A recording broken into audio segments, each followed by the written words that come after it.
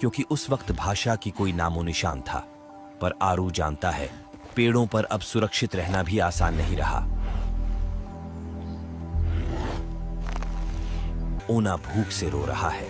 लिया उसकी पीठ थपथपाती है, लेकिन मां का दिल जानता है पेड़ों पर अब खाने लायक कुछ नहीं बचा। आरू लिया को देखता है, फिर ओना को, और पहली बार उसे लगता है कि नीचे उतरना शायद खतरा नहीं, एक जरूरत है। आरू धीरे धीरे शाखा से नीचे आता है। उसका दिल तेज धड़क रहा है। हर कदम के बाद वो रुकता है, क्योंकि नीचे की दुनिया उसके लिए नई है। लिया शाखा पकड़कर उसे देख रही है। उसके चेहरे पर डर भी है और भरोसा भी। और जब आरू का पैर पहली बार मिट्टी को छूता है, वह हल्का सा कांप जाता है। मिट्टी ठंडी है। इसके बाद लिया अब और रुक नहीं सकी। वह बच्चे ओना को गोद में लिए नीचे आई।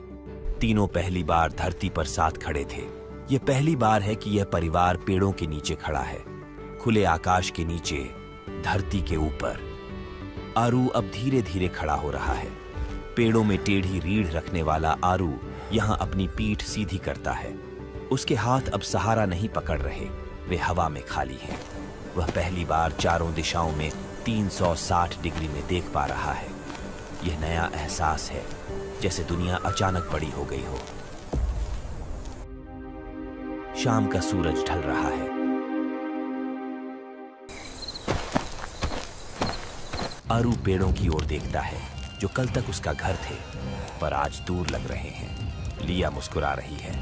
ओना शांत है, डर अभी भी है, पर उस डर में उम्मीद की एक हल्की रोशनी है। यह परिवार नहीं जानता कि यह छोटा सा कदम पूरी मानवता की सबसे बड़ी शुरुआत है। दोस्तों, अगर आपका भी समय आदि मानवों जैसा खराब चल रहा है, तो डिस्क्रिप्शन में दिए गए लिंक से आप प्रीमियम वॉच को अच्छा सा डिस्काउंट पर बाय कर सकते हो। कम टाइम में, कम पैसों में, टाइम सही कर लो। अब वापस आते हैं कहानी पर।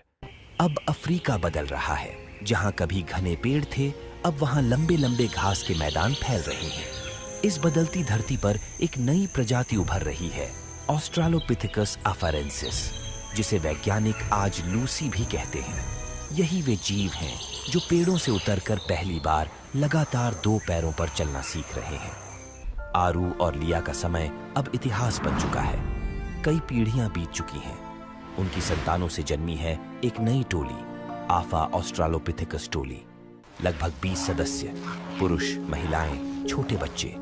इन सब का जीवन अब पेड़ों और धरती दोनों के बीच बंट चुका है। इन्हें जमीन पर चलने की आदत पड़ने लगी है। पेड़ों पर अब फल कम है, शाखाएं सूखी हैं, पानी दूर मिलता है।